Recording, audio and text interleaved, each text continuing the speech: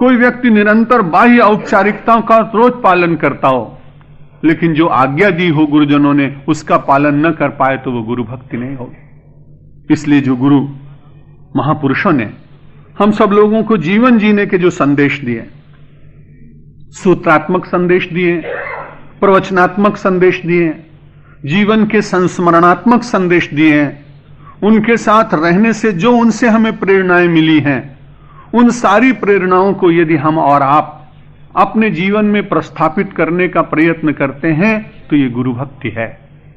नहीं तो कई बार ऐसा होता है संसार में शरीर तो सदा ही किसी का रहता ही नहीं, और जब अपने गुरु का देहोत्सर्ग हो जाए, वो ब्रह्मलीन हो जाए, तो जो निरंतर उनकी बाहरी सेवा करने वाला व्यक्ति हो तो उसको बड़ी कठिनाई होगी कि पांच भौतिक शरीर तो चला गया, अब वो सेवा किसकी करे। इसलिए हमारे यहां की संस्कृति में बहुत अच्छी बात है कि हमारी संस्कृति व्यक्तिनिष्ठ नहीं, तत्वनिष्ठ है। और जिनसे उपदेश पाने की बात कही गई उनसे यही कहा गया तत्वदर्शिनः, वे तत्वदर्शी लोग आपको उपदेश करेंगे, देहदर्शी लोग नहीं, संपत्तिदर्शी लोग नहीं, वैभवदर्शी लोग नहीं।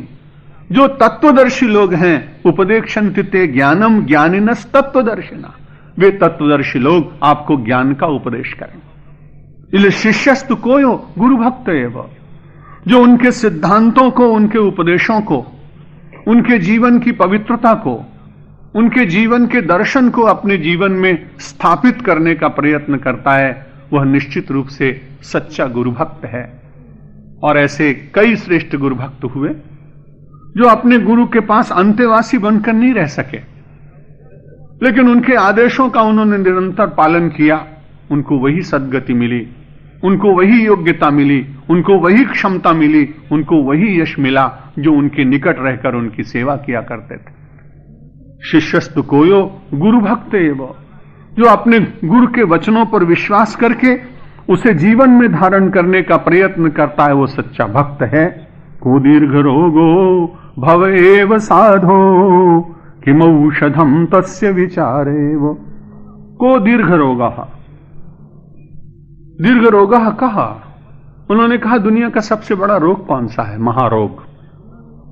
भव एव साधो, हे साधु, यह संसारी सबसे बड़ा रोग है। क्योंकि यदि मानव संसार में रहे तो बड़ी अच्छी बात है, लेकिन संसार यदि मानव के भीतर बस जाए तो बड़ी कठिनाई। पूर्व प्रवचनों में आपने सुना होगा, कुछ नए श्रोताओं के लिए वो बात फिर से दोहरा दूंगा। स्वामी विवेकानंद ने कहा कि भाई संसार में रहना बुरा नहीं है, लेकिन संसार को अपने भीतर मत बसाना, नहीं तो रोगी हो जाओगे। और जब वो घूम रहे थे अपने मित्रों को लेकर समुद्र तट पर, सी बीच पर, तो बार बार लोग कहते थे कि संसार में रहना और संसार को अपने भीतर न जाने देना, ये तो बड़ी प्रैक्टिकल बात नहीं लगती, व्यावहारिक नहीं लगती।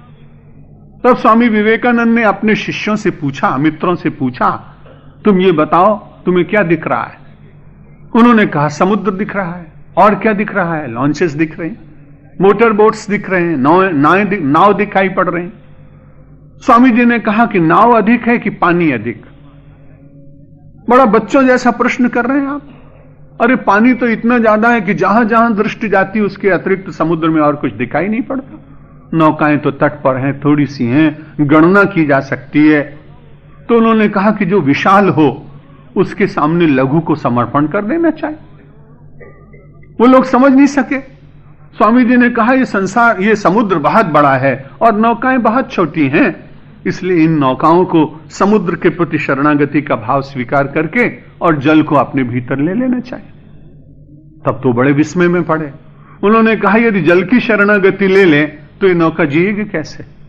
ये तो नौका डूब जाएगी, समाप्त हो जाएगी। स्वामी विवेकानंद ने कहा यही बात मैं कहना चाहता हूं, ए बोट में stay in the water but water should not stay in the boat. An aspirant may stay in the world but world should not stay in the heart of an aspirant. नौका को पानी में रहना चाहिए, पर पानी को नौका के भीतर नहीं रहने देना चाहिए। व्यक्ति को संसार में रहना चाहिए, लेकिन संसार को व्यक्ति के हृदय में संपूर्ण निवास करने का अवसर नहीं प्रदान करना चाहिए।